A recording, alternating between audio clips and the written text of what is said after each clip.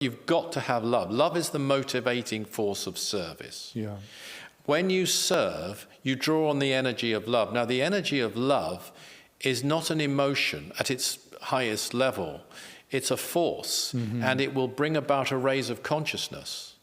When you pray for others, you're doing it to help others. You must draw, particularly if you pray in the way Dr. George King taught, which is through the heart center, as well as the palm of the hands. You must draw energy upwards towards the heart center. That's not your main purpose. You're trying to actually draw white light through and out and through the heart center.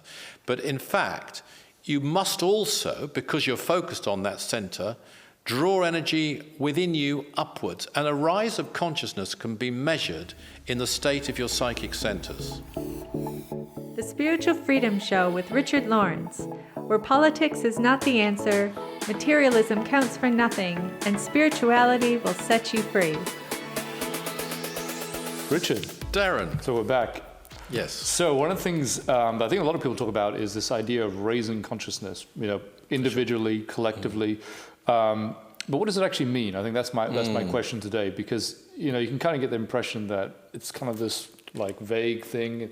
And what I don't like about that, it gives the impression that spirituality is somehow sort of nebulous and woolly, whereas on the other hand is actually very precise. The things, the experience can be described technically, and the things that we talk about can be known through experience, which I think is also important. So, consciousness and the discussion of it should really form within that realm, I feel. I agree. And I would love to, I'd love to explore that a little bit more with you. So one of the first things, that comes to mind when I think about this, if people are talking about raising consciousness, it kind of makes me think about, well, number one, what is consciousness, I suppose, and what is a high state of consciousness? What are we talking about going to? Yes, indeed. So I think we should be pleased to note, although I'm not really celebrating this, but it's obviously a good thing. Okay. That there was a workshop, I think it was in September of this year, in New York, at a Marist college. And it was based on what they call panpsychism, which essentially means that consciousness is a fundamental aspect of reality like mass or electrical charge. Oh, interesting. And these are scholars, they're, I believe, philosophers. That was their claim, was it, at this conference? That's what they're looking at, and some of them are believing that, and they think it's a very revolutionary thought, I gather. And some of them are scholars, some are philosophers, some are scientists.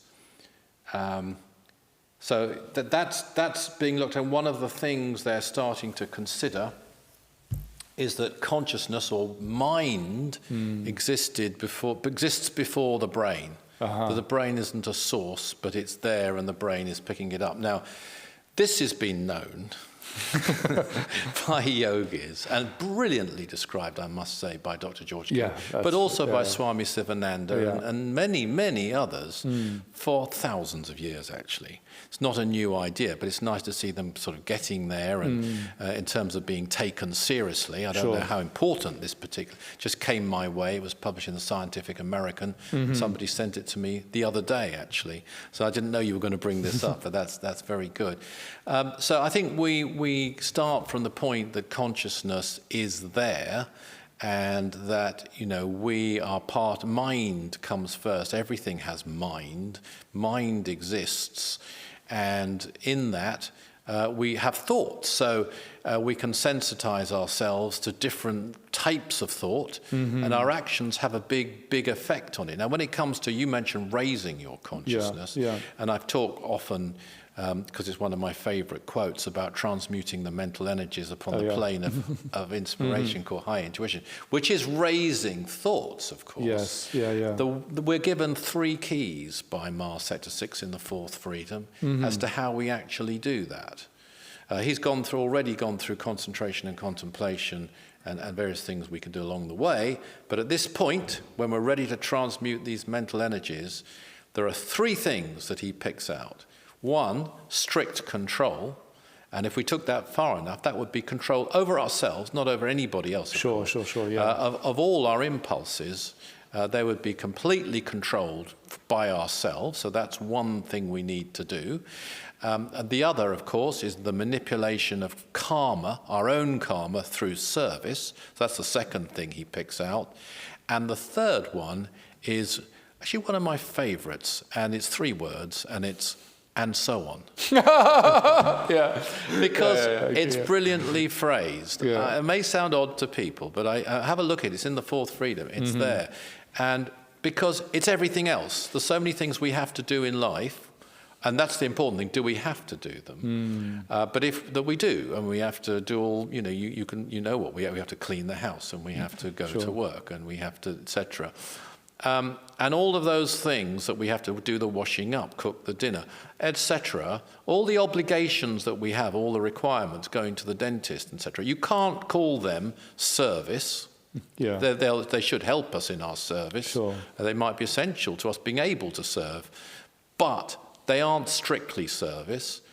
Obligations in terms of our commitments in our lives to whatever dependence we have, and so on. All of those things.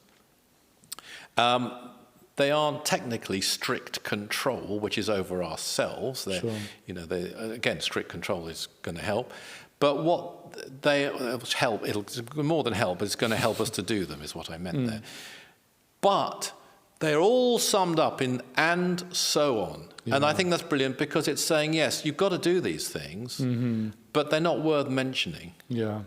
They're in that bucket. So that is really a trigger. And in these days, in the old days, you'd have been told to raise your consciousness, you have to meditate. You have to do a lot of spiritual practices. You have to spend hours on your own doing this discipline, that discipline.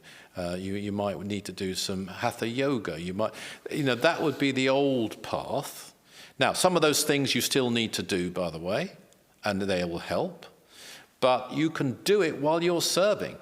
Yeah. You can do it while you're driving a car.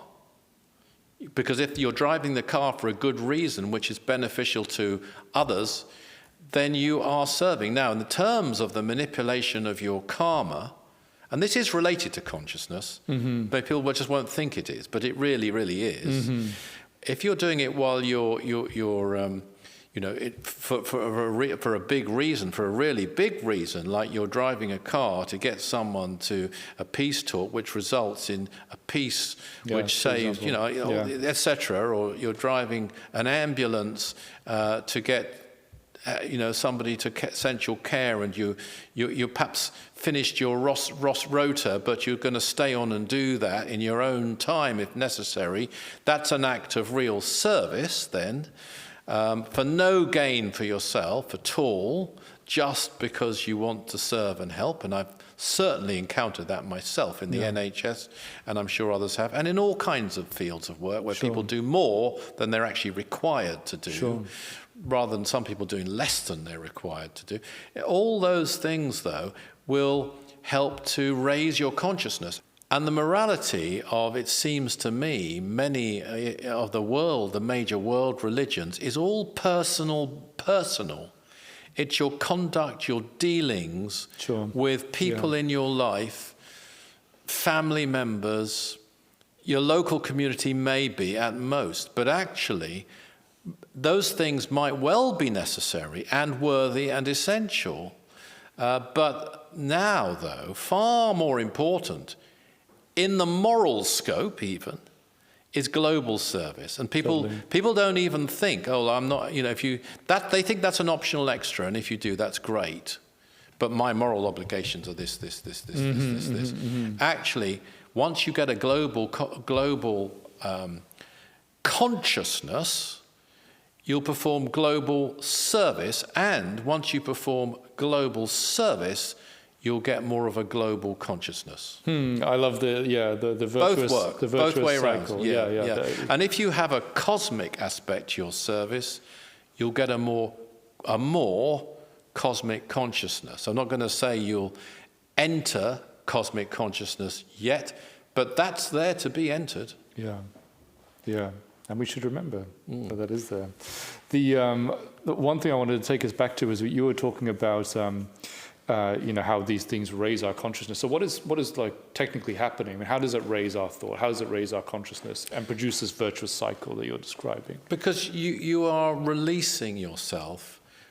When you're focused on the welfare of others, you have to draw on, and this is, I think, why the first 4 freedoms in the 9 freedoms all go very much together. Mm-hmm. You need some bravery to do it, because you might have fear of aloneness, you might have fear of ridicule, you might have all kinds of fear that you won't make enough money if you serve, and so you've got to overcome. You've got to have bravery, but you've got to have love. Love is the motivating force of service. Yeah. When you serve, you draw on the energy of love. Now, the energy of love is not an emotion at its highest level. It's a force, and it will bring about a raise of consciousness. When you pray for others, you're doing it to help others. You must draw, particularly if you pray in the way Dr. George King taught, which is through the heart center, as well as the palm of the hands. You must draw energy upwards towards the heart center. That's not your main purpose. You're trying to actually draw white light through and out and through the heart center. But in fact, you must also, because you're focused on that center, draw energy within you upwards. And a rise of consciousness can be measured in the state of your psychic centers. The state of your chakras, how active they are. The lower centers, which is the base center, the sex center, and you might say the solar plexus center, those 3, they aren't bad. They're just misused and overused compared to the other centers. So, and sometimes in some mystical writings, you almost get the feeling there's something wrong with them. You want to just leave them alone. Yeah. No, you want to use all the centers, depending what you're requiring to do. It's one thing I have learnt, and I was talking to actually my colleague Brian Kneep, who runs the Aetherius Society as secretary in America, about this very point. Once you enter a samadhic state, you're not permanently in it. You're in it while it lasts, and then you come out of it. And the reason you come out of it, and this is the great lesson of the 9 freedoms and the 12 blessings, is to serve. And so you don't have, in a way, you might call it the baggage of being required to be in that enlightened samadhic state. You couldn't function if you were. So there's no pretense about it. Whereas I do think, prior to the teachings of the 9 freedoms and others, there was a certain obligation, and it was a weight on the shoulders, I feel, of some of the gurus of old, that they went round thinking, I've got to be the enlightened one. And they did it for others, really, their followers. I must be a peaceful, blissful, all-knowing. There was one yogi who said, yogi knows all. Yes, well, yogi knows all when they're in that state.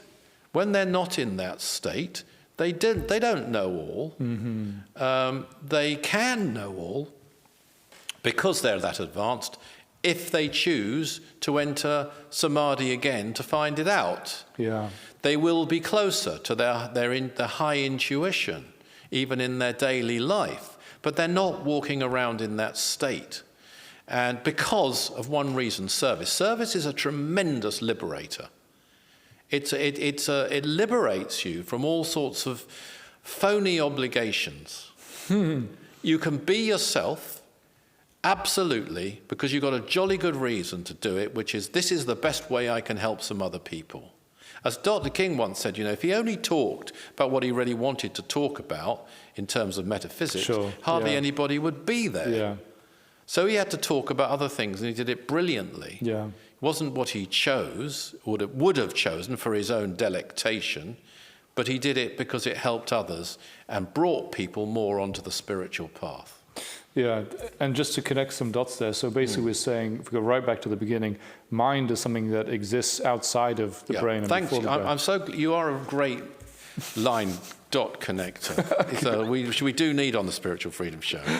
Well, you put the dots there, and I'm just arranging a little bit. But they're really good dots. So basically, mind exists outside the brain. That we're drawing on this mind energy outside of ourselves. And to your point just now, it's the chakras, particularly the higher ones, working, being activated and sort of working in the correct way, that draws this these higher aspects of mind. I mean, let's give a precise and technical answer to your question. I mean, we are told that, and we're told this in the wonderful transmission by Mars Sector 6 called Meditation for This Age, that physical man sees through the eyes, this is my paraphrase of it, and sees the reflection.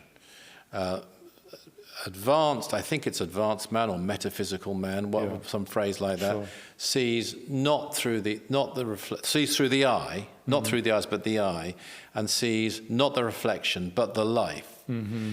But the master sees not through the eyes of the eye, but through the Brahmic principle. And the Brahmic principle is the crown center.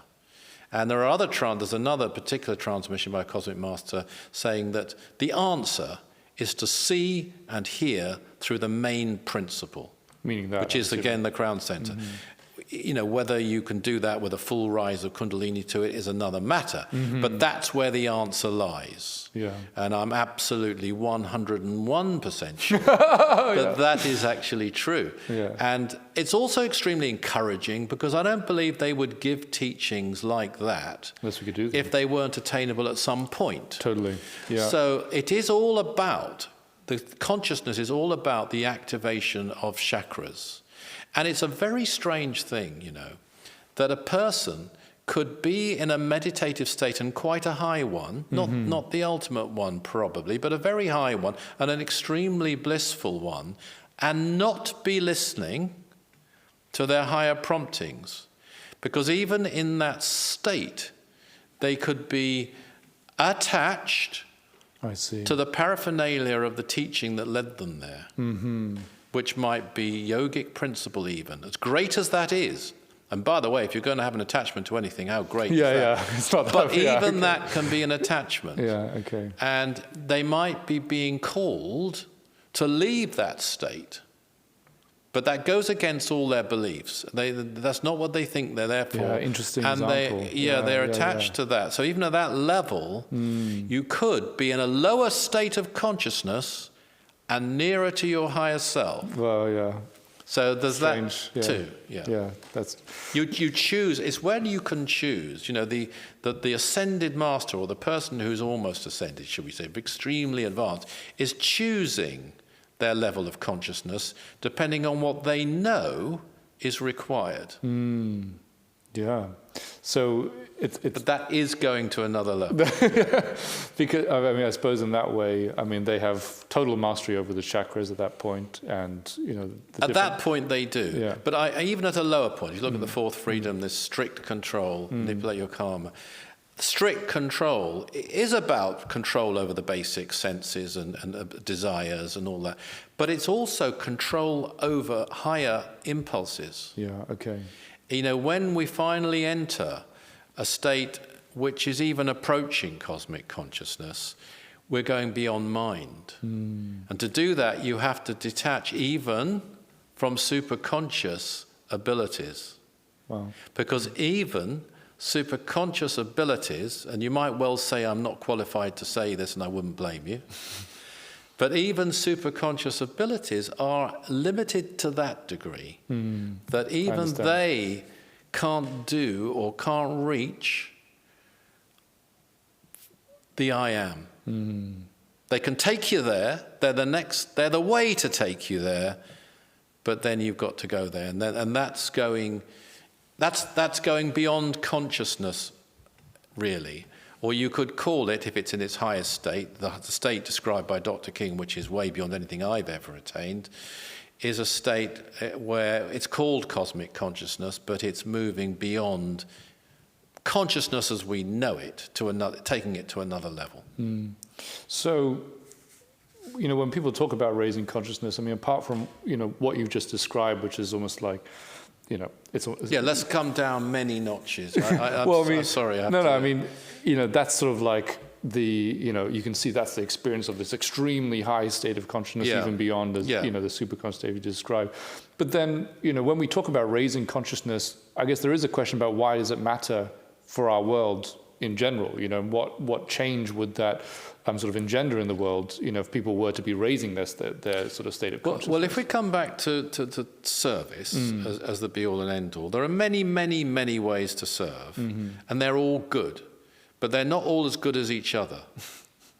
And I've come across people who have found a most wonderful way to serve, and have opted for another way that suits them better, they think. Yeah. You know, is more interesting to them. I see. And therefore more motivating for them. When you raise your consciousness, you move to recognizing and being able to adopt higher forms of service. So even within service, there are many, many levels. And, you know, and the higher your state of consciousness, the better you can serve. Let's just mention one thing, and let's not get near cosmic consciousness and so forth for a moment. Let's just talk about intuition. Sure. Not even high intuition, but a good intuition, an intuitive sense. You'll make better decisions. And those decisions will be made generally in the light of service. Because that's what they will guide you to, your own intuition. You're in tune with your intuition when you're wanting to serve. And then if you have to make decisions applicable to service, there'll be better decisions. And so therefore you will serve others far more effectively, because if you are a decision maker, that makes a massive difference. Totally. Yeah, I know. That's a great starting point for you. You can see all the implications that would have in our world. I mean, if you're motivated by, and every sort of like thought and therefore action that you're expressing is a result of that sort of desire to serve others and help other life, you know, through its evolution, then there is no greed, there is no war, there is no selfishness, there is no even interest in materialism, there is no all these things that plague our sort of society and our planet at the moment just sort of begin to fall away, because that's not the world that we're any longer trying to create. Yeah, and I can, you know, give you a more basic example even than that. You know, timing.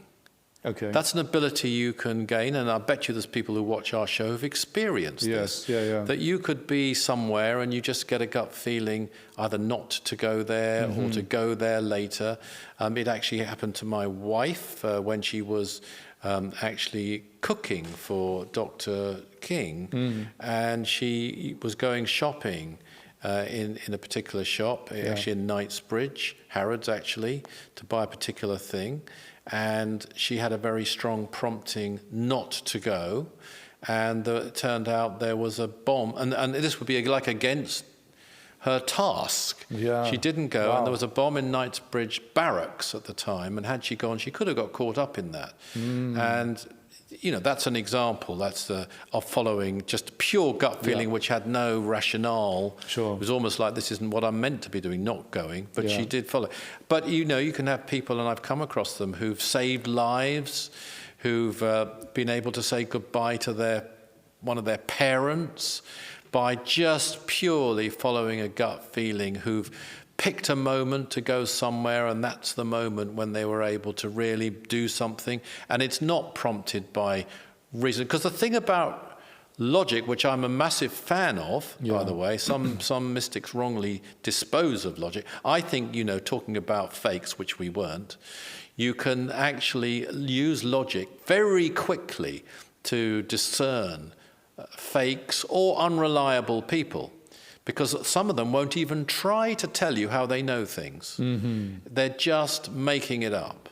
And if they don't know and they can't explain how they're getting the knowledge and the information that they're delivering at all, then I wouldn't rely on it. If you deal with Dr. King, for example, he will tell you where it's coming from, how he went about being able to receive it, and whether you can believe it or not, but you understand and it's things like that. That's an aside. But even with a good logic, though, it can only deal on its own with information that's accessible to it, information it's been given. And so often you haven't been given accurate information or all the information, where a developed intuition or even psychic power, you know, you might start to know things or pick up things, maybe not know them, but feel them, about a person or a situation that can be extremely helpful to you in your service to others. It'll work much, much better in service to others. You can try it in your own life as well, and it's not wrong to do that, but it doesn't work so well. And if you go the next and you try to use it for a profit motive and etc., then it isn't. Don't do it. But and it won't work so well. But it might work for a while, but it'll backfire in some way on you if you try to do that. But using it in that way, you can then draw on information that isn't accessible to your logic. But put the two together, and you've got wisdom. There's this wonderful, wonderful thing that Dr. King said about truth. Oh, yeah. He said that it's a paradox of truth. So the basic logic can't cope with paradox. Advanced logic can. That's not him, that's me saying that. But what he said was you'll have these two poles. If it's an important truth, there'll be two poles. Where they intersect, that's where truth lies. What is he? I've heard that before, and I just always wonder, what does it really mean about this intersection? Well, I'll give you an example. Yeah. And I think it's maybe one I've used before, so forgive me if it is. But if you say, I, Richard Lawrence, I am a person who's made many mistakes, who's been flawed in certain respects, and who has a lot to learn, that would be true. And if I said, I am divine, I am unlimited, I am all there is, that would be true as well. And where those two meet, you have the complete truth. I see, yeah. The paradox there. I think, everything you say, it's kind of like, so it's true that raising our consciousness, we're activating our higher chakras, we're experiencing more so the activate, I should drivel, the activation of the higher chakras is the mechanism. And I come back to this, the other world religions don't tell you how to do certain things. Yeah. We do, and we tell you how you can activate in a life of service, in a life in the world, the higher chakras, even while being busy. Now, you can't enter certain states while you're busy working and doing certain types of thing. Wouldn't even be safe if you did, and it wouldn't work either. But you can raise your consciousness while serving, and many, many people do. Even, certainly when you're praying, that happens a lot. But even if you're doing something much more nitty-gritty, you might be doing accounts, because they have to be done for a good cause, not for yourself, but for some cause. And if the greater the cause, the more potent the service, and the greater the rise of consciousness. Yes. Yeah. No, I think that's a really good sort of like guideline or principle to take away, isn't it? That the higher the form of service that we can engage ourselves in, the more that we raise our consciousness. And we should. And so somebody might say, well, I did this and I did that, and they did, but what could we have done? What could I have done? Have we given ourselves, not to the thing we want, not to the cause we like, not to something that just is something that relates to me because I've experienced this, and this, but because I know within me, I believe, if you like, let's start with belief, which is a link with reality. That's the greatest way I can serve. The good news is that if it is the greatest way you can serve, and you do it, even if it's not what you wanted to do at first, it will become exactly what you want to do, because you become closer and closer to your higher self, and you, the higher self, always wanted it from the beginning. Thank you. Leave it there. Everybody's down here. Thanks for tuning into the show. Now, if you enjoyed that episode, don't forget to subscribe for more wisdom from the 9 Freedoms. If you'd like to find out more about the 9 Freedoms, about Mars Sector 6 by Dr. George King, go to our website, that's aetherius.org. Richard and I love hearing from you, receiving your comments, your questions on your spiritual experiences, and talking about them on the show. So do write to us, share them with us at spiritualfreedom@richardlawrence.co.uk. Always remember that service is the jewel in the rock of attainment. See you next time.